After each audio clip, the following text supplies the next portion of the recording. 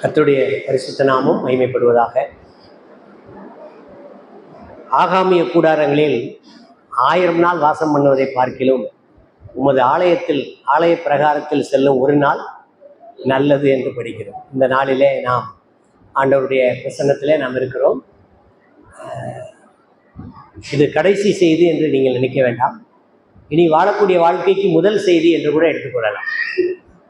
ஒரு முறை வெளிநாட்டிலிருந்து ஒரு மிஷினரி வந்தார். அவர் காஷ்மீரில் முதல்ல சந்தித்தார். அவருக்கு ஒரு டூரிஸ்ட் கைடு இருந்தார்கள். கன்னியாகுமரிக்கு அவர் வந்தார் கடைசியாக. அப்போ டூரிஸ்ட் கைடை பார்த்து அவர் கேட்டார், இதுதான் இந்தியாவின் கடைசி பகுதியா என்று அவர் கேட்டார். அப்பொழுது அந்த டூரிஸ்ட் கைடு என்ன செய்தார், இப்படி நிற்கிறவரை என்னை கவனிங்க, இப்படி நிற்கிறவரை இப்படி திருப்பி வைத்து இதுதான் முதல் பகுதி என்று சொன்னார். இந்தியாவினுடைய முதல் இங்கேருந்து ஆரம்பிக்கிறது என்று சொன்னார். அவருக்கு ஒன்றும் புரியல. எனவே இது கடைசி செய்தி என்று நீங்கள் நினைக்க வேண்டாம். வாழ்க்கையிலே நாம் பின்பற்ற வேண்டிய முதல் செய்தியாக கூட நீங்கள் இதை எடுத்துக்கொள்ளலாம். நான் பெரம்பலூரில் கர்த்தருடைய வேலையை 1993 செய்து வருகிறேன். நம்முடைய சகோதரன் ஜெயராஜ் அவர்களுக்கு தெரியும். நாங்கள்லாம் திருச்சியில் ஒன்றா கர்த்தரை ஆராதித்து ஒரு கூட்ட மக்கள் கர்த்தரை கனம் பண்ணி வந்தோம். நான் ஒரு பெரிய பிஸ்னஸ் மேனாக இருந்தேன். எல்லா வியாபாரம், தொழில், மற்ற எல்லாவற்றையும் விட்டு கர்த்தருடைய வசனத்தின்படி நான் ஆண்டவருடைய சமூகத்தில் அர்ப்பணித்து ஒப்பு கொடுத்து, ஒரு கோழி குஞ்சு கூட வளர்க்க மாட்டேன் ஆண்டவரே, உங்கள் வேலையை தான் செய்வேன், நீங்கள் தான் என்னை காப்பாற்றணும்னு சொல்லி எனக்கு அவருக்கு ஒரு உடன்படிக்கை ஏற்பட்டு பெரம்பலூருக்கு சென்றேன். பெரம்பலூரில் நம்முடைய சபை அப்பொழுது கிடையாது. திருச்சியை விட்டால் அந்த காலத்தில் விழுப்புரத்தில் தான் சபை. விழுப்புரத்தை விட்டால் சென்னையில் தான் சபை. Trichy Villupuram 320 kilometre. Villupuram Trichy Chennai 320 kilometre. Trichy Villupuram 160 kilometre. எனவே சபையில்லாத இடங்கள்லாம் சபைகள் உருவாக வேண்டும் என்கிற பாரத்தை எனக்கு கொடுத்ததினாலே அநேக ஊர்களில் போய் நான் ஜெபித்து வந்திருக்கிறேன். அதில் ஒரு ஊர் பெரம்பலூர். அந்த ஊரில் போய் ஒரு வீடு வாடகைக்கு எடுத்து நானும் என்னுடைய மனைவி பிள்ளைகளும் தங்கி ஊழியத்தை ஆரம்பித்தோம். 31 வருஷம் ஆகிறது. சபையில் ஏறக்குறைய நான் கணக்கு பண்ணுவதில்லை, ஏறக்குறைய 70 அல்லது 80 பேர் இருக்கிறார்கள் சபையில். ஒரு 6 பேர் பெரம்பலூர் சபையிலிருந்து ஊழியத்துக்கு பல இடங்களில் போயிருக்கிறார். ஒருவர் வட இந்தியாவிலே ஊழியர் செய்கிறார். உத்தரப்பிரதேசத்தில் சுட்லப்பூர் என்ற இடத்துல ஒரு ஊழியர் செய்கிறார். நான் அங்கே தங்கி ஊழியர் செய்கிறேன். கர்த்தர் எனக்கும் குடும்பத்துக்கும் சபைக்கும் போதுமானவராக இருக்கிறார். தமிழகத்திலும் மற்ற சில மாநிலங்களிலும் அழைக்கிற அழைப்பின்படி போய் நான் கற்றுக்கொண்டதை வாழ்க்கையில் அபியாசப்படுத்துவதை மற்றவர்களுக்கு சொல்லிக் கொடுத்து வருகிறேன். எனவே உங்களுடைய அழைப்புக்கு மறுபடியும் நான் நன்றி சொல்கிறேன். நாங்கள் செய்கிற ஊழியம் மிக சின்ன ஊழியங்கள், ஆனால் ஆண்டவர் பெரிய நன்மைகளை செய்கிறார். முதலாவது ஸ்டூடெண்ட்ஸ் மினிஸ்ட்ரி நான் செய்து கொண்டு வருகிறேன். பள்ளி, கல்லூரி, தொழில்நுட்ப கல்லூரி, டீச்சர்ஸ் மத்தியில், நான் டீச்சிங் ஸ்டாஃப் மத்தியில், ஸ்டூடெண்ட்ஸ் மத்தியில் இறைவனுடைய வார்த்தையை அறிவித்து வருகிறேன். எனக்கு மாரல் டீச்சர் என்ற ஒரு பெயர் உண்டு. போனோன்னே விசிட்டர்ஸ் புக்கில் கையெழுத்து போடணும். நான் விசிட்டர்ஸ் புக்கில் நான் போனோன்னே கையெழுத்து போட்டு எதுக்காக வந்தோம், to teach the moral value அப்படின்னு பிராக்கெட் பண்ணி என்னுடைய ஃபோன் நம்பர் எழுதி கையெழுத்து போட்டு வந்துடுவேன். நீதி போதனைகளை சொல்லிக் கொடுக்கக்கூடியவர். அநேக மாணவ மாணவிகள் என்னை ஃபாதர்னு கூப்பிடுவாங்க, சில பேர் என்னை பிரதர்னு கூப்பிடுவாங்க, சில பேர் என்னை ஐயான்னு கூப்பிடுவாங்க. இந்த ஃபாதர்னு கூப்பிடும் போது எனக்கு ஏற்படுகிற மகிழ்ச்சி இருக்க கொஞ்சம் நெஞ்சம் மகிழ்ச்சி இல்லை. எத்தனையோ பிள்ளைகளுக்கு ஆவிக்குரிய தகப்பனா என்னை வச்சிருக்கிறார். இப்படி போல அந்த ஸ்டூடெண்ட்ஸ் மினிஸ்ட்ரி. இன்னொன்று வில்லேஜ் மினிஸ்ட்ரி, கிராம ஊழியர்கள். இன்னொன்று கல் உடைக்கிறவர்கள் மத்தியில் குவாரி பீப்புள்னு சொல்லுவோம். பெரிய பாறையெல்லாம் உடைச்சி ஸ்கொயராக கல் தயாரிக்கிறவங்க, ஜல்லி தயாரிக்கிறவங்க, அந்த மாதிரி கல் உடைக்கிறவர்கள் மத்தியிலே ஊழியர் செய்யும். எங்கள் சபையில் எய்ட்ஸினால் பாதிக்கப்பட்ட ஒரு சகோதரி சுகமாகி சந்தோஷமாக கர்த்தரை ஆராதிக்கிறார்கள். மாத்திரமல்ல, ஆடியோ மினிஸ்ட்ரி செய்து கொண்டு வருகிறோம். வீடியோ மினிஸ்ட்ரி செய்தோம். அது வீடியோ நம்ம ப்ரோக்ராம் ஓடிக்கிட்டே இருக்கும்போது சினிமா பாடல், அட்வர்டைஸ்மெண்ட்லாம் வரும். அதனால் அது வேண்டாம் என்று சொல்லிவிட்டேன். இப்போ ஆடியோ மினிஸ்ட்ரி செய்து கொண்டிருக்கேன். 2019 எனக்கு ஒரு விபத்து. இந்த கை உடஞ்சிருச்சு, பிளேட் வச்சுருக்காங்க. இப்போ வீட்டிலேயே ஓய்வில் இருந்தேன். ஓய்வில் இருக்கும்போது என்ன ஊழியம் செய்யலாம் என்று சொல்லி அப்பொழுது ஃபிசியோதெரப்பி எனக்கு நல்ல ஆலோசனைலாம் சொன்னாங்க.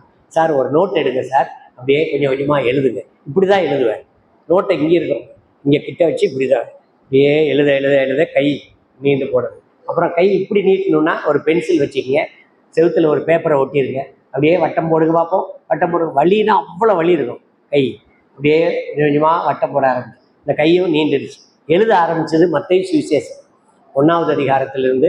சும்மா எழுதுனா நல்லா இருக்காது, அதை தியானம் பண்ணி எழுதுவோம் அப்படின்னு தியானம் பண்ணி 312 தலைப்பில் 450 பக்கம் உள்ள ஒரு புத்தகம், தியான புஸ்தகம், விளக்க உரை அல்ல, மத்தேயு சுவிசேஷ தியான நூல் என்கிற தலைப்பில் ஒரு புத்தகம் அச்சடிக்க கொடுத்துருக்கேன். நான் வரும்போது சிவகாசிக்கு போய் அந்த ப்ரூஃபெல்லாம் பார்த்துட்டு 1000 புஸ்தகம் போட்டு தமிழ் மக்களுக்கு எல்லாருக்கும் கொடுக்க வேண்டும் என்ற விருப்பத்தோடு அதை செய்திருக்கிறேன். வியாபார நோக்கத்தோடு அல்ல, அதற்கு விலை போடவில்லை. ஆனால் இலவசமாக யாருக்கும் கொடுக்கப்படுவதும் இல்லை. ஒரு குடும்பத்துக்கு ஒன்று தான் கொடுக்கப்படும். அதை வீட்டில் வச்சு படித்து நீங்கள் தியானிக்கிற மாதிரி கொஞ்சம் பேசேஜ் விட்டுருக்கிறேன். முழு பக்கம் அதில் 3ல் 2 பங்கு நான் தியானித்து எழுதின எழுத்து, 1/4 பக்கம் 3ல் 1 பகுதி பிளைனாக விட்டுருக்கேன். நீங்கள் படித்து உங்களுடைய தியான குறிப்புகளை அதை எழுதலாம். மிக பிரயோஜனமுள்ள ஒரு புத்தக ஊழியம். தயவு செய்து அந்த ஊழியத்துக்காக ஜெபியுங்கள். இப்பொழுது மத்தேயு சுவிசேஷம் முடிஞ்சு வெளிப்படுத்துகிற விசேஷம் அதை தியானித்து தினந்தோறும் ஒரு 8 நிமிஷம் அல்லது 10 நிமிஷத்துக்குள்ளே செய்தியாக போகுது. நம்ம அருமையான அண்ணாச்சிக்கு தெரியும், அவங்களும் அதை கேட்குறாங்க. இந்த மதுரையிலிருந்து கன்னியாகுமரி வரைக்கும் அநேக தமிழ் அறிந்தவர்களுக்கு அந்த தியான செய்தி அனுப்பி வைக்கிறேன். திங்கள் முதல் வெள்ளி வரைக்கும் தான், சனி ஞாயிறு லீவு. இதுபோல் வெளியூருக்கு நான் போயிருந்தால் அன்றைக்கும் விடுமுறையாக இருக்கும். எனவே இந்த ஊழியங்களுக்காக நீங்கள் ஜெபிக்கும்படி ராஜபாளையம் திருச்சபையாரை தாழ்மையுடன் கேட்டுக்கொள்கிறேன். அடுத்த செய்திக்கு நான் போகலாம். ஒரு பாவ மன்னிப்பு பெற்ற, விடுதலை பெற்ற சபையார் எப்படி இருக்க வேண்டும்? பவுல் எபேசு சபைக்கு எழுதின அந்த நிருபத்திலிருந்து நாம் கற்றுக்கொள்ள போகிறோம். ஒரு 7 குறிப்புகளை நான் சுருக்கமாய் சொல்லுவேன். நீங்கள் பெருக்கமாய் சிந்திக்க வேண்டும். சுருக்கமாய் நான் சொல்லிக் கொடுப்பேன், பெருக்கமாய் நீங்கள் சிந்திக்க வேண்டும். பாவ மன்னிப்பு அல்லது விடுதலை பெற்ற அல்லது ரட்சிப்பு பெற்ற சபையார் எப்படி இருக்க வேண்டும்? இந்த சபையாருடைய குவாலிட்டி ரொம்ப முக்கியம். சபையில் எத்தனை பேர் இருக்கிறாங்க என்பது முக்கியம் அல்ல, சபை எப்படிப்பட்டதாக இருக்கிறது என்பது முக்கியம். சபைக்கென்று சில ஒழுங்குகள் இருக்கிறது, அதையெல்லாம் பைபிளில் சொல்லப்பட்டிருக்கிறது. நாம் ஒவ்வொன்றாக படிக்க போகிறோம். பரிசுத்த ஆவியானவரால் அப்போஸ்தலனாகிய பவுல் கட்டப்பட்ட நிலையிலே எழுதப்பட்ட எழுத்து தான் இது. அவன் கட்டப்பட்டிருக்கிறான், ஆனால் அவன் ஆவியானவரை கொண்டு சில சபைக்கான ஒழுங்குகளை எழுதியிருக்கிறான். நம்முடைய சபை ஸ்தாபிக்கப்பட்டு எத்தனை வருஷம் ஆகிறது எனக்கு தெரியாது. அந்த சபையில் யார் யார் எப்படிப்பட்ட குணம் உள்ளவர்கள் எனக்கு ஒன்றும் தெரியாது. ஆனால் சபையார் இப்படித்தான் இருக்க வேண்டும் என்று சொல்லிக் கொடுக்க வேண்டும். ரைட்? எபேசியர்கள் நிருபம் 4வது அதிகாரம் 1 வசனம்.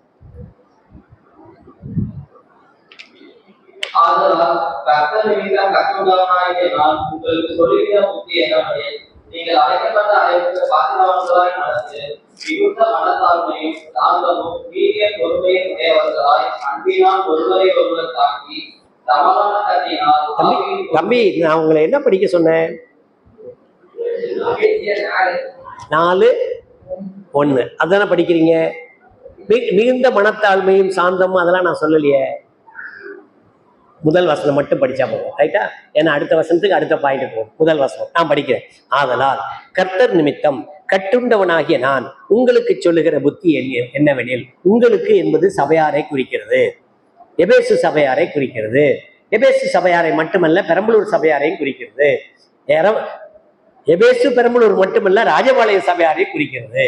உங்களுக்கு சொல்லுகிற புத்தி என்னவெனில், நீங்கள் சபையாராகிய நீங்கள், பாவ மன்னிப்பு பெற்றவர்களாகி நீங்கள், ரட்சிக்கப்பட்டவர்களாகி நீங்கள், அழைக்கப்பட்ட அழைப்புக்கு பாத்திரவான்களாய் நடந்து கொள்ளுங்கள். எதுக்கு அழைக்கப்பட்டோம்? நாம 12 சீடர்களை ஆண்டவர் ஏன் அழைச்சாரு?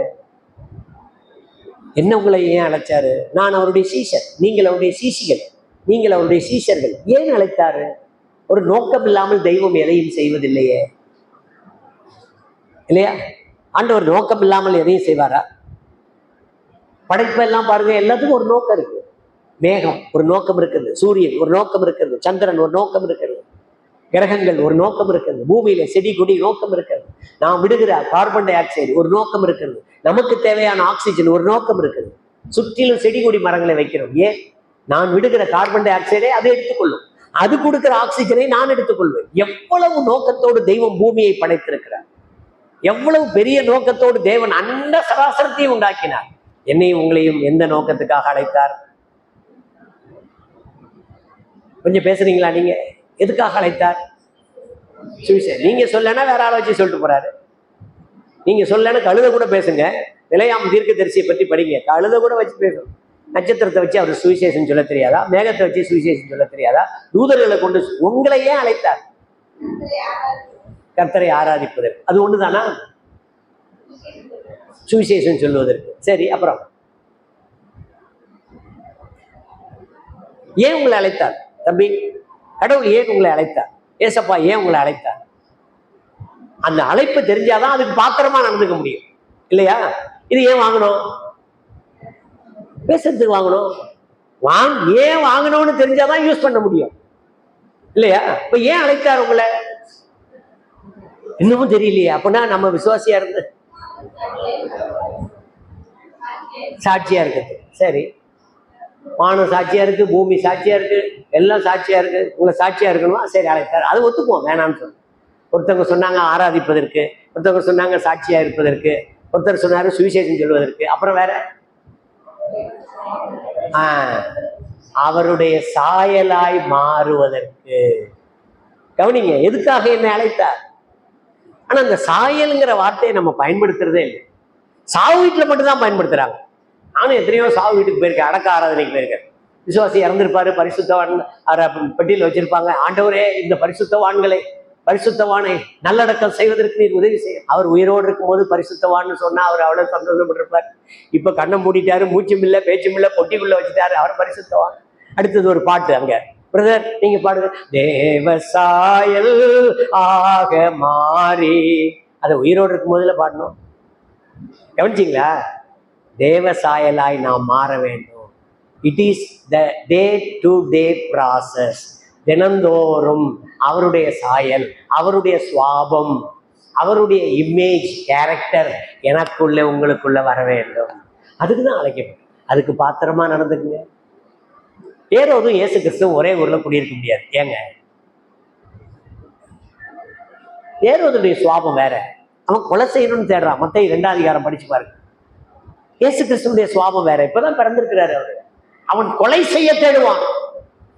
கொலைகாரனும், அதாவது சாவை விரும்புகிற ஏரோதும் சாவை விரும்பாத இயேசுவும் ஒன்னா இருக்க முடியுமா? முடியாது. கவனிச்சிங்களா? நமக்குள்ளே பிசாசனுடைய சுவாபமும் கிறிஸ்துவனுடைய சாபமும் ஒன்றா வாழ முடியுமா? முடியாது. அழைக்கப்பட்ட அழைப்புக்கு பாத்திரவான்களாய் நடந்து கொள்ளுங்கள். அந்த நடந்து கொள்கிற விதம், நம்முடைய லைஃப் ஸ்டைல் அவருடைய சாயலா இருக்கிறது. வேற ஒரு கோல் கிடையாது. நீங்க சொன்னதெல்லாம் ரைட்டு. அவருடைய சாயலா இருந்தா சுவிசேஷம் சொல்லுவோம், அவருடைய சாயலா இருந்தா அவரை ஆராதிப்போம், அவருடைய சாயலா இருந்தா சாட்சியா இருப்போம். அவருடைய சாயலே இல்லையே, அப்புறம் எங்க? எனவே முதலாவது குறிப்பு, குமாரனின் சாயலாய் இருப்பதற்காக. அவருடைய சாயலா இருந்தா அவருக்கு முன்னாடி நிக்கலாம். தெரியுமா? அவருக்கு முன்னாடி நிக்கலாம். படிங்க, எபேசியர் 1:4 படிங்க. முதல்ல 4:1 படிச்சோமா, இப்ப 1:4. மறுபடியும் படிங்க தம்பி. இதுதாங்க முக்கியம். தமக்கு முன்பாக நாம் அன்பில் பரிசுத்தம் உள்ளவர்களும் குற்றம் இல்லாதவர்களுமாய் இருப்பதற்கு அவர் உலக தோற்றத்துக்கு முன்னே கிறிஸ்துவுக்குள் நம்மை தெரிந்து கொண்டார். அவருக்கு முன்னாடி நிற்கிறோம். இந்த அவருக்கு முன்பாக என்கிற இந்த பதத்தை எல்லா எழுத்தாளர்களும் பயன்படுத்தி இருப்பாங்க. நீங்க படிக்கணும், நிருபங்களை படிச்சாதான். பவுல் பயன்படுத்தியிருப்பாரு, பேதுரு பயன்படுத்தியிருப்பாரு, யூதா பயன்படுத்தியிருப்பார், யாக்கோபு பயன்படுத்தியிருப்பார். எல்லாரும் அவருக்கு முன்னாடி, அவருடைய சன்னிதானத்துக்கு முன்பதாக அல்லது அவருக்கு முன்பதாக, before the presence of the Lord, before him, எல்லாரும் எழுதியிருப்பாங்க. அப்படியானால் நோக்கமே என்ன? அவருடைய சாயலா இருந்து அவரோடு இருக்க போகிறோம், அவருக்கு முன்பாக நிற்க போகிறோம். யோவான் கூட அதை எழுதியிருக்காரு பாருங்களேன் தன்னுடைய நிருபத்துல. 1 யோவான் 3ஆம் அதிகாரம் 2ஆவது வசனம். பிரியமானவர்களே, இப்பொழுது தேவனுடைய பிள்ளைகளாயிருக்கிறோம், இனி எவ்விதமாயிருப்போம் என்று வெளிப்படவில்லை. ஆகிலும் அவர் வெளிப்படும் பொழுது அவரை தரிசிப்பதனால் அவருக்கு ஒப்பாக இருப்போம் என்று அறிந்திருக்கிறோம். எனக்கு ரொம்ப ஆசை இதெல்லாம் மனப்பாடம் பண்ணணும். ராத்திரில கூப்பிட்டு கேட்டாலும் நான் சொல்லுவேன், அவருக்கு ஒப்பாக இருக்க வேண்டும் என்றுதான் நாம் அழைக்கப்பட்டிருக்கிறோம். அழைப்புக்கு பாத்திரமாய் நடந்து கொள்ளுங்கள். நல்ல ஒரு பாத்திரம் வாங்குறீங்க, கொஞ்ச நாள் யூஸ் பண்ணிட்டீங்க, ஓட்டை ஆயிடுச்சு. இப்போ நீங்கள் அதை பயன்படுத்த முடியாது. ஏன்? அது பயன்படுத்தினா வேஸ்ட். அந்த பாத்திரம் சரியில்லை. That vessel is not good. புரியுதா? ஒன்று அதை அடைக்கணும், அப்படி இல்லைன்னா அதை ஓரமாக வைக்கணும். அழைக்கப்பட்ட அழைப்புக்கு நீ பாத்திரமாக நடந்து அவருடைய சாயலா இருப்பதற்காகத்தான் நாம் அழைக்கப்பட்டோம். நம்மை பார்க்கிறவர்கள் இயேசுவை பார்க்க வேண்டும். என்ன சொல்லட்டுமா? நடமாடும் கிறிஸ்துக்களாய் நாம் இருக்க வேண்டும். அந்த நாட்கள்ல வாழ்ந்தவர்களுடைய சரித்திரத்தை எல்லாம் வாசிக்கும் போது அப்படியெல்லாம் வாழ்ந்திருக்கிறார். இந்த நாட்கள்ல உலகமும் மாம்சமும் கரைப்படுத்தி விட்டதோ, அழைக்கப்பட்ட அழைப்பு எதற்காகனே தெரியல. அவருடைய சாயலாய் மாற வேண்டும். நம்பர் 1. நம்பர் 2, 4 அதிகாரம் 2 வசனம், எபேசியர் 4:2. மிகுந்த மனத்தாழ்மையும் சாந்தமும் நீடிய பொறுமையும் உடையவர்களாய் அன்பினால் ஒருவரை ஒருவர் தாங்கி. அன்பினால் ஒருவரை ஒருவர் தாங்கி. இந்த தாங்கி என்ற எழுத்து 3 எழுத்து. தா இங் கி. அந்த இங்கு எடுத்துட்டு இக்கு போட்டு படிங்க தம்பி. அதை செய்யக்கூடாது. விசுவாசிகள் ஒருவரை ஒருவர் தாக்கக்கூடாது, அன்பினால் தாங்க வேண்டும். இந்த தாங்கிறத பற்றி கொஞ்சம் படிக்கலாமா? கீழே விழாமல் இருக்க, ஒருவரும் கீழே விழாமல் இருக்க தாங்குவது அவசியம். விசுவாசத்தில் பின்வாங்கி போகாமல் இருக்க நீங்கள் தாங்க வேண்டும். நீங்கள் தாங்குகிற பிள்ளைகளாய் இருக்க வேண்டும். ஒருத்தர் சரிஞ்சு விழுகிறாரு, அப்படியே தாங்கி பிடிக்கிறோம்ல, விசுவாசத்திலே தாங்கி பிடிக்கிறவர்களா இருக்க வேண்டும். முதலாவது அழைக்கப்பட்ட அழைப்புக்கு பாத்திரம். 2வது விசுவாசிகளுடைய தாங்கி அன்பினாலே தாங்க வேண்டும். அது பெரிய விஷயம். திருச்சி மாவட்டத்துல இப்ப அது கரூர் மாவட்டத்துக்கு வந்துருச்சு. அந்த ஊர் லாலாப்பேட்டைன்னு ஒரு ஊர். இந்த லாலாப்பேட்டையில நிறைய வாழை சாகுபடி செய்வாங்க. நிறைய வாழை சாகுபடி, நேந்திரம்லாம் அங்க சாகுபடி ஆகுது, செவ்வாழை சாகுபடி ஆகுது, கற்பூரவள்ளி, பூவம்பழம், நாட்டுப்பழம் எல்லாம் சாகுபடி ஆகுது. இந்த மழை காலத்துல என்ன செய்யும்? அதிகமான மழை வந்துச்சுன்னா கொலை தாறு போட்டிருக்குல்ல, வாழை கொலை இருக்கிறதாக அப்படியே சாயிற மாதிரி இருக்கும். ஒவ்வொரு வாழைத்தோப்புலையும் ஒரு பெரிய பண்டல் மூங்கி வச்சிருப்பாங்க. பெரிய பண்டல் வச்சிருப்பாங்க. எல்லா விவசாய தோப்புலையும் விவசாயி வச்சிருப்பாங்க. இந்த மழை காலத்துல மட்டும் என்ன செய்வான்னா, இப்படி இருக்கிற வாழை மரம் அப்படியே சாயிற மாதிரி வரும்போது இங்க இருந்து அப்படி ஒரு முட்டு கொடுத்து அப்படி வச்சிருவோம். அந்த மரம் சாயாது. ஏன் சாயாது? தாங்கி பிடிக்கும். அது பலன் அளிக்கிற வரைக்கும் இந்த முட்டு அப்படியே இருக்கும். அந்த தாரை அறுத்துட்டு பிற்பாடு மரத்தை வெட்டிடுவாங்க. வாழைத்தண்டு தனியா, வாழை இலை தனியா எல்லாம் வித்துருவாங்க. இந்த கொலையும் வித்துருவாங்க. இந்த மரம் கனியே கொடுக்கல. இந்த தடி இருக்கு பாருங்க, மூங்கில், என்ன கவனிச்சுட்டு வாங்க. இந்த மூங்கில் வந்து கனியே கொடுக்கல, ஆனா கனி கொடுக்கிற மரத்தை தாங்கி பிடிக்கும். ஆச்சரியமா இருக்குல்ல? நான் பிராக்டிக்கலா பேசுறேன் உங்களோட. நீங்களும் கனி கொடுக்கிறவர்களை தாங்கி பிடிக்கக்கூடியவர்களா இருக்க வேண்டும். நீங்களும் கனி தர வேண்டும். நீங்கள் கனி கொடுக்கிறவர்களையும் தாங்கி பிடிக்க வேண்டும். விசுவாசிகள் தள்ளாடும் போது, விசுவாசத்திலே தள்ளாடும் போது அவர்களை தாங்கி பிடிக்கும். தம்பி வா கண்ணு, நான் சொல்லித்தரேன் உனக்கு, நீ அதை செய்யக்கூடாது, நீ செஞ்சது தப்பு தான், மன்னிச்சிரு, ஆண்டவர் உன்னை மன்னிச்சிருவார், வா. நிறைய பேர் இன்னைக்கு எக்ஸ்கம்யூனிகேட் பண்றதுக்கு தான் ஆசைப்படுறாங்க. அந்த சிஸ்டர் சரியில்லை, கெட் அவுட். அந்த பிரதர் சரியில்லை, கெட் அவுட். வராத போனி. ஒரு நாளும் அப்படி பேசக்கூடாது. தாங்கவே. யூதாஸ் காரியத்து மோசமானவனா நல்லவனா? என்ன பிள்ளைங்க பேசவே மாட்டீங்க? யூதாஸ் காரியத்து நல்லவனா மோசமானவனா? நல்லவன். அப்படியா? காட்டி கொடுத்தவங்க, ஆனா அவனையும் வச்சிருந்தாரு கடைசி வரைக்கும். யாரு? இயேசு கிறிஸ்து கடைசி வரைக்கும் வச்சிருக்காரு. அவன் காட்டி கொடுப்பான்னு முதல்லயே தெரியும். அப்படி தெரிஞ்சிருந்தா, நம்ம ஒருவேளை முதல்லயே ஒருவரை பற்றி தெரிஞ்சிருந்தா என்ன செய்வோம்?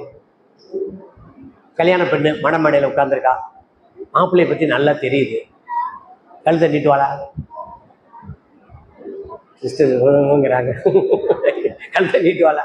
புருஷன் மாப்பிள்ளை உட்கார்ந்துருக்கிறான், பெண்ணை பத்தி நல்லா தெரியுது, அவங்க தாலி கட்டுவானா? யூதாஸ் காரியத்தை பத்தி கர்த்தருக்கு நல்லா தெரியும். எது வரைக்கும் வச்சிருந்தாரு? கடைசி வரைக்கும் வச்சிருந்தாரு. தம்பி தங்கச்சி, சபையில யாரையும் விரட்டி விட வேண்டாம். ஒருவேளை பின்வாங்கி போனவர்களா இருந்தா அவங்கள கூப்பிட்டு உட்கார வச்சு பேச. பின்வாங்கி போனவர்களை குணப்படுத்துவது மிகப்பெரிய வேலை. ஒரு பாவியை ரட்சிப்புக்குள்ள கொண்டு வந்துடலாம். ரட்சிக்கப்பட்ட பாவியை மறுபடியும் கொண்டு வர்றது ரொம்ப கஷ்டம். நான் சொல்ற ஸ்டேட்மெண்ட்டை புரிஞ்சுங்க. ஒரு பாவிய தெய்வத்தை சொல்லி உள்ள கொண்டு வரலாம், ஆனா ரட்சிக்கப்பட்ட பாவியை உள்ள கொண்டு வர்றது ரொம்ப கஷ்டம். ஏன்னா அவன் பின்வாங்கி போயிட்டான். அப்படிப்பட்டவங்க எல்லாம் நம்ம என்ன செய்யணும்? தாங்கி பிடிக்க வேண்டும். சகோதரிகளுக்கு அந்த எண்ணம் வரணும், சகோதரர்களுக்கு அந்த எண்ணம் வரணும். முரட்டு சுவாபம் உள்ளவங்க இருக்கிறார். 12 சீடர்கள்ல முரட்டு சுவாபம் உள்ளவங்களா இருக்காங்க தெரியுமா? சாஃப்ட் நேச்சர் உள்ள யோவானும் இருந்தான், ரஃப் நேச்சர் உள்ள பேதுருவும் இருந்தான். ஆனா கர்த்தர் அவங்களெல்லாம் வச்சிருந்தார், அவங்களுக்கு வேண்டியதெல்லாம் செய்தார். விசுவாசிகள் ஒருவரை ஒருவர் தாக்காம தாங்கி பிடிக்கிற பழக்கம் இருக்கு.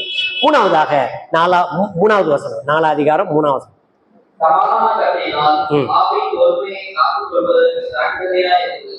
ஆவியின் ஒருமையை காத்துக் கொள்வதற்கு ஜாக்கிரதையா இருக்க. சமாதானம்னு ஒண்ணு இருந்துருச்சுன்னா ஒருமைப்பாடுன்னு ஒண்ணு இருக்கும். கவனிச்சிங்களா? இந்த ஒருமைப்பாடை பற்றி நான் ஒரு குறிப்பு எழுதியிருக்கேன்.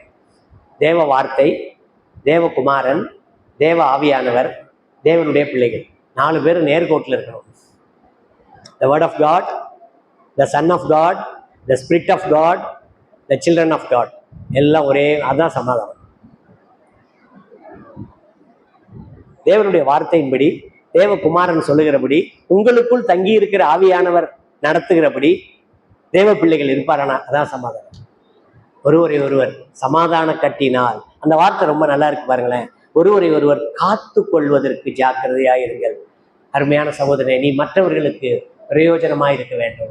வேற மாதிரி சொல்றேன், நீ ஒரு வாட்ச்மேனாக இருக்க வேண்டும், காத்து கொள்ளுகிறவனாக இருக்க வேண்டும், அவர்களை காத்து கொள்ள வேண்டும். என்னோடு கூட இருக்கிற சக விசுவாசிகள் காத்து கொள்ள வேண்டும். சின்ன உதாரணம் சொல்றேன், என் சுண்டு வரல் காயம்பட்டுருச்சு வச்சுக்கோ, சுண்டு வரல் காயம்பட்டுருச்சு, வேகம் போயிடுச்சு, இதெல்லாம் ரொம்ப காயம்பட்டுருச்சு. நான் இப்போ என்ன செய்யணும்? வெட்டி போட்டலாமா, இல்லை குணப்படுத்துறதுக்கு முயற்சி எடுக்கலாம்? ஏங்க அந்த முயற்சி எடுக்கணும்? இந்த விரல் இல்லாமல் 4 விரலால் எதுவும் செய்ய முடியாதா? 4 விரலால் எதுவும் செய்ய முடியாது? செய்யலாமே. நிறைய ஊழியர்கள் மூப்பர்கள் அதுதான் இப்போ செய்கிறாங்க. வெட்டி போடு தம்பி, அதை செய்யாது. சீர்திருத்தம் செய்வதற்கு முயற்சி செய். பின்வாங்கி போனவர்களை குணப்படுத்து. உன்னோடு இருக்கிறவர்களோடு சமாதானமாயிரு. யாரும் யாருக்கும் பகையாவே இருக்கக்கூடாது. ஏன் தெரியுமா? இது கர்த்தருடைய இரத்தத்தினால் சம்பாதிக்கப்பட்ட சபை. இது கர்த்தருடைய இரத்தத்தினால் சம்பாதிக்கப்பட்ட பாவ மன்னிப்பு பெற்ற விசுவாசிகள், சீஷர்கள், சீசிகள் இருக்கிற சபை. எனவே வெறுப்பு பகை இல்லாமல் சமாதானமாய் இருக்க வேண்டும். நான் தான் சொன்னேன் 4 நேர்கோடு. Number 1 the word of God, number 2 the son of God, number 3 the spirit of God, number 4 the children of God. எல்லாம் நேர்கோட்டில் இருக்கு. அழகா இருக்குங்க சபை, அழகா இருக்கு. அழகுன்னா புறத்தோற்றத்தில் இல்லை, செயல்பாடுகள் இல்லை, சபையின் வளர்ச்சி இல்லை. எனவே சமாதான கட்டினால் ஒருமையை காத்து கொள்வதற்கு ஜாக்கிரதையாயிருங்கள். அது ஒருமைப்பாடு அவசியம். அப்போஸ்தலர் நடபடிகள்ல ஒருமனப்பாடு என்கிற வார்த்தை எத்தனை முறை வருகிறது நீங்கள் சிந்தித்து எழுதி பாருங்க. நீங்க படிக்கணும், 28 அதிகாரம் படிச்சாதான் அதை எழுத முடியும். ஒருமனப்பாடு என்கிற வார்த்தை அதிகமாய் உள்ள புஸ்தகம் புதிய ஏற்பாட்டில் அப்போஸ்தலர் நடபடிகள். அவர்கள் ஒருமனப்பட்டு ஜெபித்தார்கள், அவர்களுக்குள்ளே ஒருமனம் இருந்தது. சீசர்கள், சீசிகள், விசுவாசிகள் ஒரு மனதோடு இருக்கணும். ஒரு வண்டியில 2 மாடை கட்டுறோம், ஒரு மாடு இந்த பக்கம் போகுது, ஒரு மாடு இந்த பக்கம் போகுதுன்னா வண்டிக்காரன் நிலைமை என்ன ஆகும்? யோசிச்சு பாருங்க. அந்த யோக்குன்னு சொல்லுவோம், நுகத்தடின்னு சொல்லுவோம். இதுல ஒரு மாடை கட்டிட்டோம், இதுல ஒரு மாடை கட்டிட்டோம், அந்த மேலே ஏறி உட்கார்ந்துருக்கேன், மூக்கணாங்கயிறை பிடிச்சிக்குவான், அப்படியே போயிட்டே இருக்கும். இங்க இது இந்த பக்கம் டைரக்ஷன் திரும்பினிச்சு, இது இந்த பக்கம் திரும்பினிச்சுன்னா வண்டி அவ்வளவுதான், பிரயாணமும் அவ்வளவுதான். ஆவிக்குரிய பிரயாணம் தொடர நாம் எல்லாரும் ஒருமைப்பாட்டை காத்துக் கொள்வதற்கு ஜாக்கிரதையா இருக்க வேண்டும். வித்தியாசம் இருக்கும், சம்பாத்தியத்துல வித்தியாசம் இருக்கு, குரல்ல வித்தியாசம் இருக்கு, அணுகுமுறையில வித்தியாசம் இருக்கு, அப்ரோச்சுன்னு சொல்லுவோம், அணுகுமுறை, நிறைய வித்தியாசங்கள் இருக்கலாம். ஆனா ஒருமைப்பாடு குறையவே கூடாது. நமக்குள்ள வீட்டுல அதை ஆரம்பிக்கணும். ஹஸ்பண்ட் அண்ட் ஒய்ஃப் ஒருமனப்பாடா இருக்கணும். பிள்ளைகள் பெற்றோர் ஒருமனப்பாடு இருக்கணும். ஹஸ்பண்ட் ஒரு பக்கம், பிள்ளை ஒரு பக்கம், மனைவி ஒரு பக்கம்னா சபை எப்படி இருக்கும்? அங்கே குடும்பம், இது தேவ குடும்பம். நீங்கள் குடும்பம் நடத்துகிறீர்கள், கர்த்தருடைய பிள்ளைகள். இங்க வந்துட்டீங்கன்னா இது தேவ குடும்பம், காட்ஸ் ஃபேமிலி இல்லையா? இந்த குடும்பத்துல ஒருமைப்பாடு இல்லாவிட்டால், நிறைய பேருடைய வாழ்க்கையில ஒருமைப்பாடு இல்லை. ஈவன் ஹஸ்பண்ட் அண்ட் ஒய்ஃபுக்குள்ள ஒருமைப்பாடு இல்லை. புருஷனை விட மனைவி கொஞ்சம் அதிகமா சம்பாதிச்சிட்டானா ஈகோ வந்துடுது. நான் தான் நிறைய சம்பாதிக்கிறேன். புருஷன் மனைவிக்குள்ள நிறைய சந்தேகம் வந்துடுது. என் ஃப்ரெண்டு ஒருத்தர் சொல்லுவாரு, சந்தேக கோடு சந்தோஷ கேடு அப்படின்னு சொல்லுவார். சந்தேக கோடு சந்தோஷ கேடுன்பார். ஒருமனம் இருந்துச்சுன்னா சந்தேகமே வராது. இந்த டவுட் இருக்கு பாருங்க, it is equal to poison. சந்தேகம் என்பது ஒரு விஷத்துக்கு சமமானது. எந்த காரணத்தை கொண்டும் கணவன் மனைவிக்குள்ள, பெற்றோர் பிள்ளைகளுக்குள்ளே, மற்றவர்களுக்குள்ள இந்த விதை விதைக்கப்படக்கூடாது. ஒருவரை ஒருவர் உட்கார்ந்து பேசிடலாம். ஒரு மனம் இல்லைன்னா உட்கார்ந்து பேசலாம். பிரதர், என் மேல ஏதாவது கசப்பு இருந்தா சொல்லுங்க பிரதர், நான் உண்மையிலேயே தப்பு செஞ்சிருந்தா சாரி கேட்கிறேன். நான் அவரோடு பேச வேண்டும், அவர் என்னோடு பேச வேண்டும். இந்த கம்யூனிகேஷன் ஸ்கில்னு ஒன்று இருக்கு பாருங்க, இது நடைமுறை வாழ்க்கைக்கு மிகவும் அவசியம் தேவை. நீங்கள் ஒருமைப்பாடு, அதை காத்துக்கொள்வதற்கு ஜாக்கிரதையாயிருங்கள். காத்து கொள்ளாவிட்டால் என்ன ஆயிடும்? பிரிஞ்சு போயிடும். நிறைய செப்பரேஷன். நான் சின்ன பிள்ளையில படிச்ச கதை ஒன்று ஞாபகத்துக்கு வருது. ஒரு சிங்கம் என்ன செஞ்சுதான் 4 மாடை பார்த்துருச்சான். அதை அடிச்சு சாப்பிடவே முடியலையே, 4 மாடு. அப்போ அந்த 4 மாட்டையும் செதறடிச்சிருச்சான். 4 மாடு செதறடிச்சோன்னா ஒண்ணா சாப்பிட்டுருச்சான். ஏன் தெரியுமா? கூட்டா இருந்தா இதால ஒன்றும் செய்ய முடியல, தனியா இருந்தா ஈஸியாக அடிச்சிடலாம். அந்த ஒற்றுமை, அந்த கூட்டுத்தன்மை, அந்த காம்பவுண்ட் என்று சொல்லக்கூடிய அந்த பேக்கேஜ் இன்னைக்கு குடும்பத்திலும் இல்லை, சபையிலும் இல்லை. அவர் வேலையை பார்க்குறாரு, நான் என் வேலையை பார்க்குறேன். அருமையானவர்களே, எவ்வளோ அருமையான புத்திமதி பாருங்க. எபேசு சபைக்கு, பெரம்பலூர் சபைக்கு புத்திமதி, ராஜபாளையம் சபைக்கு புத்திமதி. ஒருமைப்பாட்டை காத்துக்கொள்வதற்கு ஜாக்கிரதையாயிருங்கள். எங்கெல்லாம் ஆபத்து அபாயம் இருக்கிறதோ அங்கெல்லாம் ஜாக்கிரதை என்ற வார்த்தை பயன்படுத்தப்பட வேண்டும். சபைக்குள்ளே ஆபத்து எது? பிரிவினையின் ஆவி, த ஸ்பிரிட் ஆஃப் செப்பரேஷன். மதுரையிலேருந்து இந்த பக்கம் தென்காசி, செங்கோட்டை அது வரைக்கும் எடுத்துக்கங்க. எத்தனை சபை பிரிஞ்சு கிடக்கு? என்கிட்ட கேட்காதீங்க, நீங்க யோசிங்க. ஏன் பிரிஞ்சு கிடக்கு? ரத்தத்தின் அவர் என்ன பிரிவினைக்கு தேவனா? பிரிவினைக்கு தேவனா? எத்தனை குடும்பங்கள் பிரிஞ்சு கிடக்கு? மத்தேயு 19ஆம் அதிகாரத்தில் படிக்கிறோமே, தேவன் இணைத்ததை, சத்தமா சொல்லுங்களேன், தேவன், இது கல்யாண வீடு இல்ல, சத்தமா சொல்லுங்க, தேவன் இணைத்ததை. அவங்க பிரிக்கிற வேலை யாருக்கு? நீங்க தான் சொன்னீங்க. இப்போ இணைக்கிற வேலை யாருக்கு? தேவன் என்ன விரும்புகிறார்? ஒருமைப்பாட்டை விரும்புகிறார். மனிதன் பிரிவினையை விரும்புகிறார். ஒரு நாளும் பிரிவினையின் ஆவி வரக்கூடாது. ஒருமைப்பாட்டை காத்துக்கொள்வதற்கு ஜாக்கிரதையாயிருங்கள். இது 3வது குறிப்பு. 4வது குறிப்பு 11ஆம் வசனம் படிங்க தம்பி. 4:11.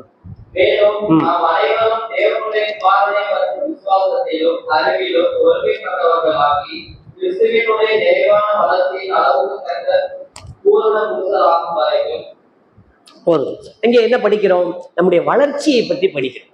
growth is a plan of God. நல்லா கவனிங்க. குழந்தை பிறந்துருச்சு, அது வளர்றதை பார்க்குறோம்ல, கவனிச்சிங்களா? அது கண்ணு முடிச்சு பார்க்கறது, அது நமக்கு பால் கொடுக்கும்போது சப்பி சாப்பிட்றது, அது கையை தவழ்றது, உட்கார்றது, நிற்கிறது, நடக்கிறது எல்லாம் பார்க்குறோம்ல. அந்த வளர்ச்சியை பார்க்கும்போது நமக்கு சந்தோஷம் இருக்குமா இருக்காது? என்னங்க, ஒரு குழந்தை பிறந்து 10 வருஷமா தொட்டியில் போட்டு ஆட்டிக்கிட்டே இருந்தோம்னா நமக்கு சந்தோஷம் இருக்குமா?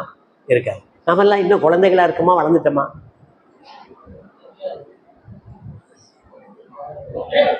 குழந்தையா இருக்குமா?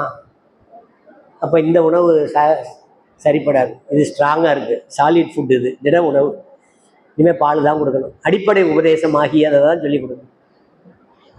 நாம் எங்கே வளர்ச்சி? சரி, எந்த அளவுக்கு வளரணும்? பவுல் அதை எழுதுறாரு பாருங்க. நிறைவான கிறிஸ்துவின் நிறைவான வளர்ச்சியின் அளவுக்கு தக்கதாக பூரண புருஷராக வேண்டும்.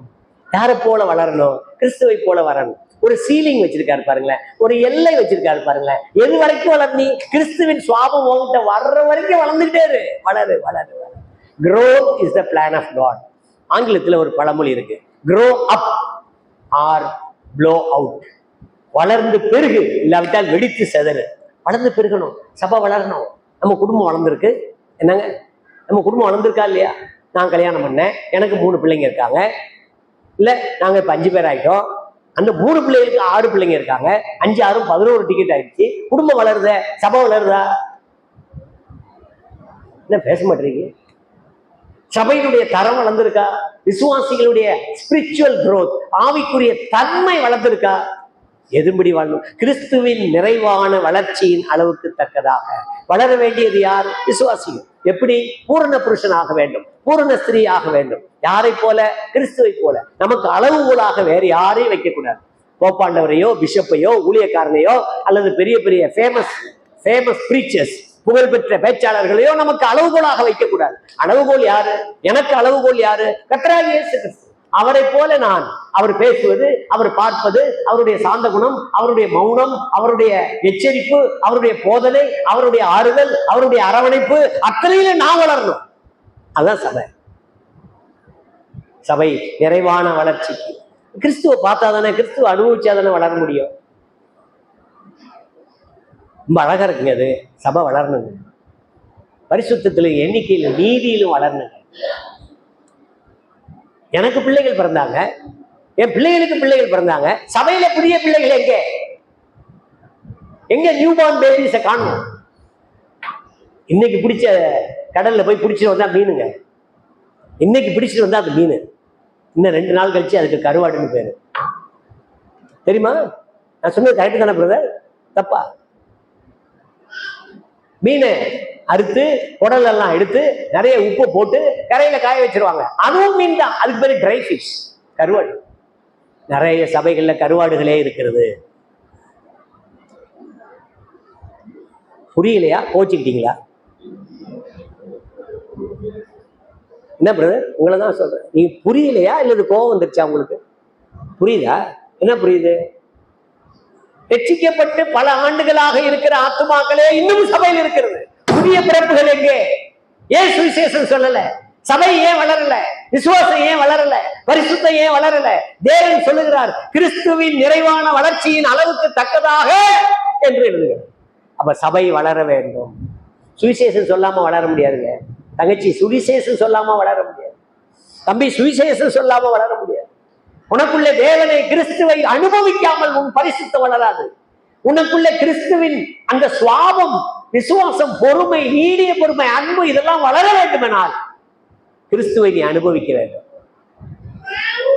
உச்சரிப்பது மட்டுமல்லங்க. தேன்னு சொல்லிட்டா இனிக்குமாங்க? தேன் இனிக்குமா? இனிக்காதுங்க. உச்சரிப்பதினாலே வளர்ச்சி அல்ல.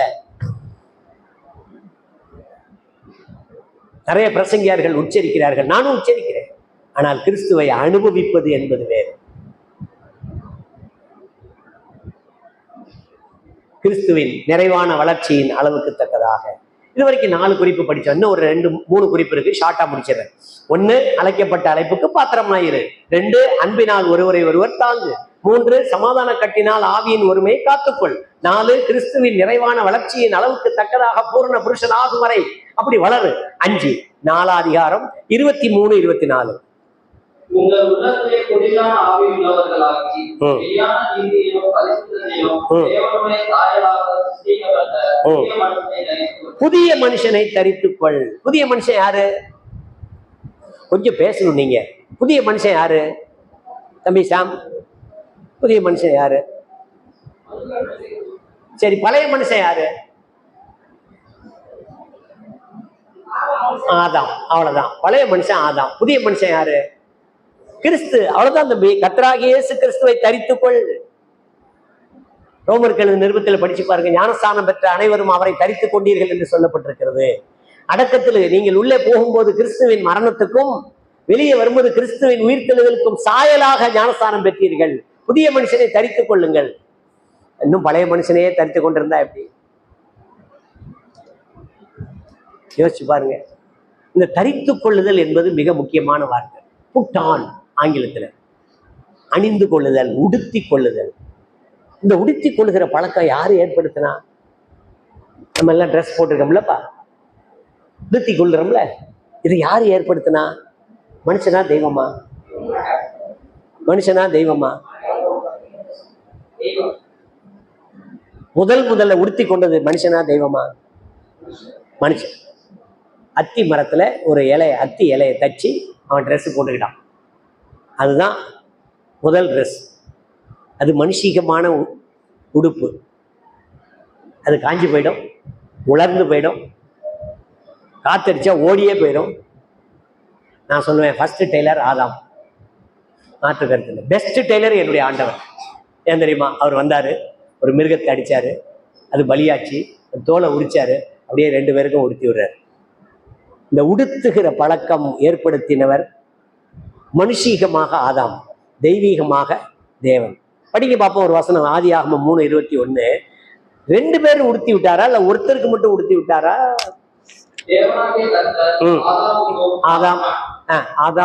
ஆதாமுக்கும் மனைவிக்கும் தோல் உடைகளை உண்டாக்கி அவர்களுக்கு உடுத்தினார். இப்ப சொல்லுங்க, பெஸ்ட் டெய்லர் யாரு?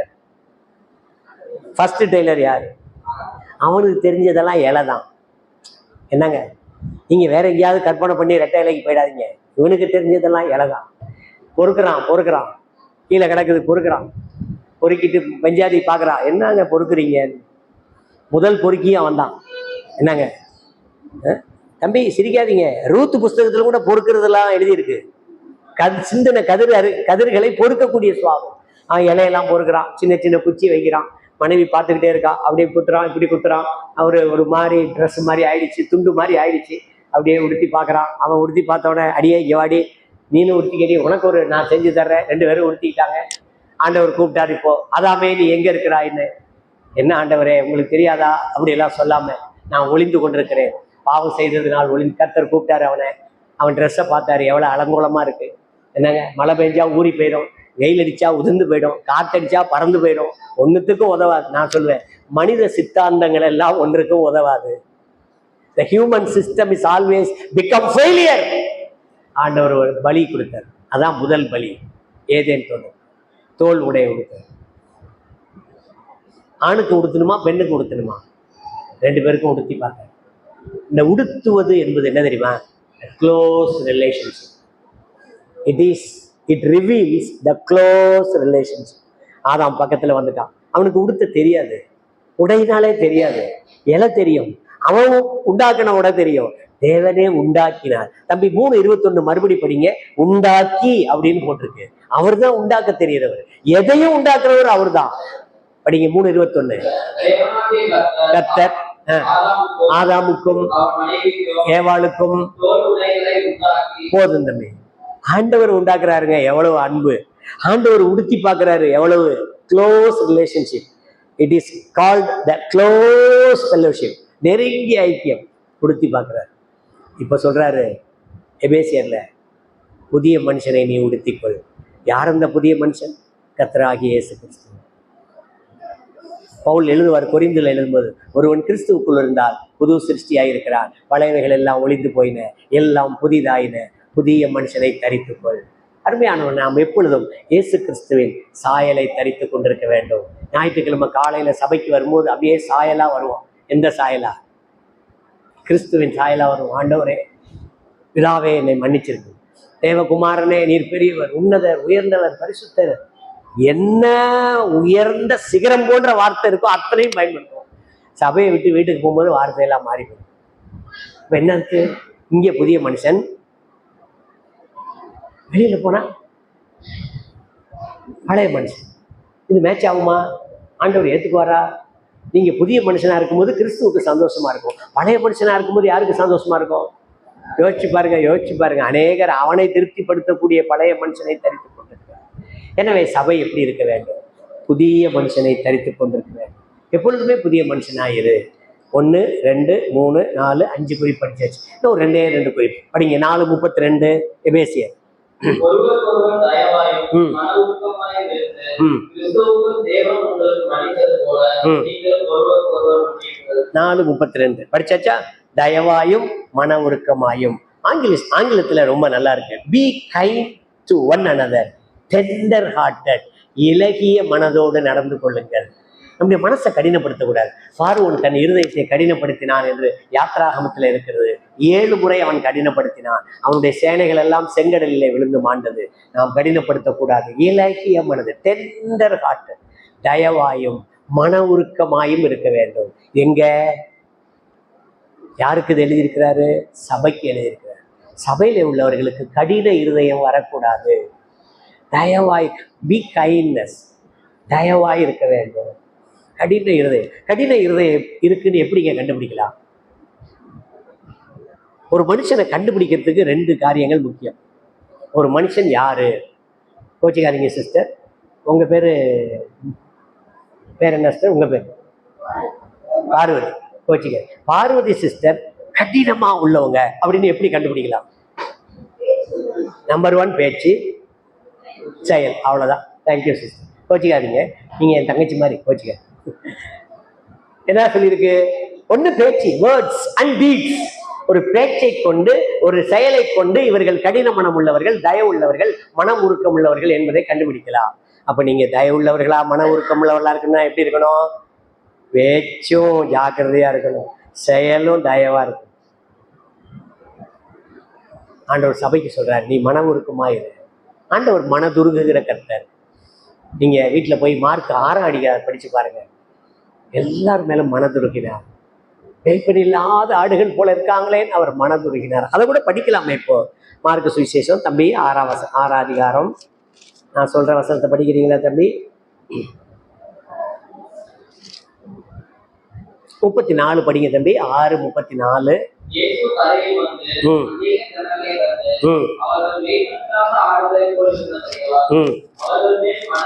என்ன வார்த்தது? டெண்டர் ஹார்ட்டட், மனதுருக்க வேண்டும். சபைக்கு மனதுருக்க வேண்டும். அப்பதான் விசுவாசிகள் தங்குவாங்க, விசுவாசிகள் பலப்படுவாங்க, பலவீனமானவர்கள் பலப்படுவாங்க. மனதுருக்கம் உள்ள விசுவாசிகளா இருக்க வேண்டும். கடைசியாக எபேசியர் 4:32, ஒருவருக்கொருவர் தயவாயும் மன உருக்கமாயும் இருந்து கிறிஸ்துவுக்குள் தேவன் உங்களுக்கு மன்னித்தது போல நீங்களும் ஒருவருக்கொருவர் மன்னியுங்கள். நீங்களும்ங்கிறது யாரு? சபையார். சபையில மன்னிப்பு இருக்க வேண்டும். நான் சொல்லுவேன், மன்னிப்பு மிகப்பெரிய வார்த்தை. தமிழ்ல ஒரு பழமொழி இருக்கு, தவறுவது மனுஷீகம், உணர்வது ஆன்மீகம், மன்னிப்பது தெய்வீகம். மன்னிப்பு என்பது the forgiveness, the word is related to divine God. ஒரு தூய்மையான தெய்வத்தினுடைய சுவாபம் தான் மன்னிக்கிறது. ஆண்டவர் நம்மளை மன்னிச்சாரு. நல்லா கவனிங்க, நம்மளை மன்னிச்சாரு என்பதை சுலபமாய் எடுத்துக்கொள்கிறோம், மற்றவர்களை மன்னிக்க கடினமா இருக்கிறோம். நான் ஒரு தப்பு பண்ணிட்டேன், என்ன கவனிங்களேன், நான் ஒரு தப்பு பண்ணிட்டேன், நான் கர்த்தர்ட்ட போறேன், இலகுவா மன்னிப்ப, ஆண்டவரே என் பாவத்தை மன்னிச்சிருங்க, தயவு செய்து நான் இனி செய்ய மாட்டேன், உண்மையா இருக்க ஆண்டவரே அப்படின்னு நம்மை குறித்து நம்மளை ட்ரீட் பண்ணும்போது இலகுவாய் போறோம். இன்னொருத்தர் தவறை பார்க்கும்போது பாத்தீங்களா, இப்படி நிப்பாட்டிட்டேன் நான். இன்னொருவருடைய சபை விசுவாசிகளோ மூப்பர்களோ யாராவது ஒருவருடைய தவறை பார்க்கும்போது நாம் என்ன நடந்துக்கிறோம்? எப்படி நடந்துக்கிறோம்? நமக்கு மென்மையாய் நடந்து கொள்கிறோம், மற்றவர்களுக்கு கடினமாய் நடந்து கொள்கிறோம். புரியுதா? இந்த சுவாபம் சபையில இருக்கக்கூடாது. என்ன மன்னிச்ச தேவன் அவரையும் மன்னிப்பார்ல, என்ன மன்னிச்ச தெய்வம் அந்த தங்கச்சியும் மன்னிப்பார்ல, என்ன மன்னிச்ச தெய்வம் உங்களை எல்லாம் மன்னிப்பார்ல. அப்ப அந்த இடத்துல சொல்லப்பட்டிருக்கு பாருங்க, நீங்கள் ஒருவருக்கு ஒருவர் மன்னிங்க. forgive one another. இன்னொரு வார்த்தை இருக்கு பாருங்க, கிறிஸ்துவுக்குள் தேவன் மன்னித்தது போல ஒருவருக்கு ஒருவர் மன்னிங்க. இப்போ ஒரு குறிப்பு சொல்லி முடிக்கிறேன். எனக்கும் தம்பி சாம் கொஞ்சம் மன வருத்தம் இருக்கு, நான் அவரை மன்னிச்சுட்டேன். ஏதோ எனக்கு அவருக்கு மன வருத்தம் இருக்கு, நான் அவரை மன்னிச்சுட்டேன். இப்ப நான் சந்தோஷமா இருப்பேனா, அவரு சந்தோஷமா இருப்பாரு? மன்னிப்பு கொடுக்கிறவர்கள் சந்தோஷமா இருப்பார்களா, மன்னிப்பு பெறுபவர்கள் சந்தோஷமா இருப்பார்கள்? கொடுப்பவர்கள். இப்ப அவருக்கு சந்தோஷம் இருக்காதா? அந்த ரெண்டுல எது அதிகமா இருக்கும்? ஏங்க கிறிஸ்துவ இன்னைக்கு தொழுது கொள்றோம், ஏங்க கிறிஸ்துவ நினைச்சு ஆராதிக்கிறோம்? என்ன மன்னிச்ச தெய்வங்க, தன்னுடைய ஜீவனை கொடுத்து என்ன மன்னிச்சிருக்கிறார். இயேசு கிறிஸ்துவின் ரத்தம் சகல பாவங்களை நீக்கி என்னை சுத்திகரிப்பதற்கு பயன்பட்டது. அவரை நினைக்கிறோம். மன்னிப்பு கொடுக்கிறவர்கள் அதிகமாய் சந்தோஷம் அடைவார்கள், மன்னிப்பு பெற்றவர்கள் சந்தோஷம் அடைந்து போவார்கள், மற்றவர்களை மன்னிக்க அவர்கள் கற்றுக்கொள்வார்கள். சாதாரண விஷயங்கள்ல மன்னிப்புக்கு ரெண்டு பக்கம் இருக்கு. இது மன்னிப்பு, இது மறக்கிறது. forgive and forget. நம்ம என்ன செய்வோம்? மன்னிச்சிருவோம். நான் 10 வருஷம் ஆனாலும் மறக்க மாட்டோம். புரியுதா நான் சொல்றது? தெரியும் பிரதர், அவர் அன்னைக்கு ஒரு 5 வருஷத்துக்கு முன்னாடி சபைக்குள்ள ஒரு கிரியை செய்தாரு பாருங்க, அன்னைக்கே அவரை தெரியும் பிரதர். அன்னைக்கே அவரை மன்னிச்சுதான் கூட்டம்லாம் போட்டு, மூப்பர்கள் விசுவாசிகள் எல்லாம் கூட்டம் போட்டு மன்னிச்சு மறந்து ஏத்தாச்சு. ஆனா இன்னும் என்ன செய்யல? மறக்கல. நம்ம விஷயத்துல மறந்துடும்.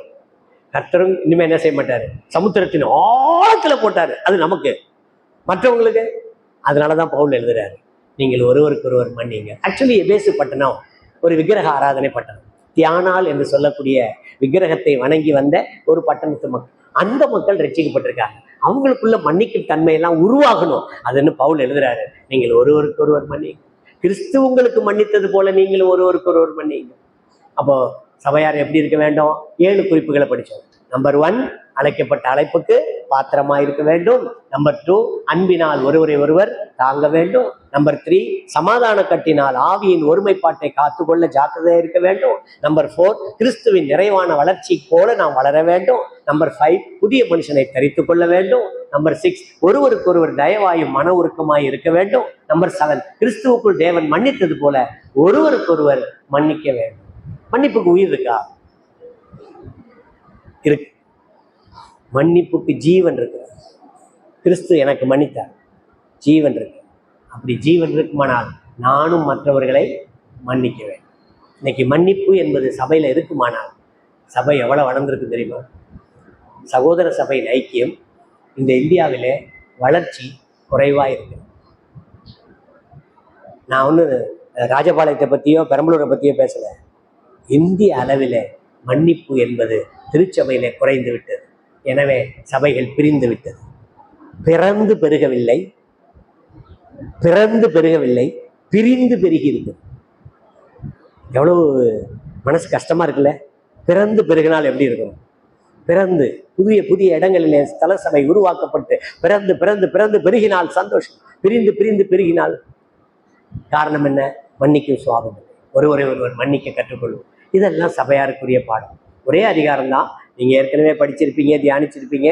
கர்த்தர் என்னோடு ஈடுபட்டதுனால நான் உங்களுக்கு சொல்லிக் கொடுத்தேன். இந்த அதிகாரத்தை மறுபடியும் வீட்டில் போய் வாசி. அழைக்கப்பட்ட அழைப்புக்கு பாத்திரமாய் நடந்து கொள்ளுங்கள். மன்னிக்க கற்றுக்கொள்ளுங்கள். மன்னிக்கிறதை என்னைக்கு ஆரம்பிக்கலாம்?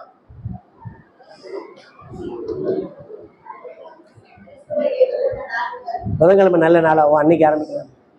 இன்னைக்கே ஆரம்பிக்க தங்கச்சி. ஃப்ரம் டுடே ஆன்வர்ட்ஸ் என்னங்க? மன்னிக்க கற்றுக்கொள்ளும். மற்றவர்களை மன்னிப்பு. ஆண்டவர் என்னை மன்னித்திருக்கிறார். எத்தனை முறை நான் தேவ சமூகத்தில் போய் ஜெபிக்க போனாலும், பிரசங்கத்தை ஆயத்தம் செய்ய போனாலும், வசனத்தை படிக்க போனாலும் என் வாய் முணுமுணுக்குது. என்ன தெரியுமா? கர்த்தாவே, இந்த ஒரு விஷயம் என்னை மன்னி. ஏன் தெரியுமா? சபிக்கப்பட்ட பூமியில் இருக்கிறோம். ஆதாமின் சாயல் உள்ளே இருக்கிறது. அது இன்னும் சாகவில்லை. நான் சாகும்போது ஆதாமின் சாயலும் சாகும். அது வரைக்கும் தேவ சமூகத்தில் போய் மன்னிப்பு கேட்பது அவசியம் அவசியம் அவசியம். கண்களை மூடலாமா? ஜெபிக்கலாமா?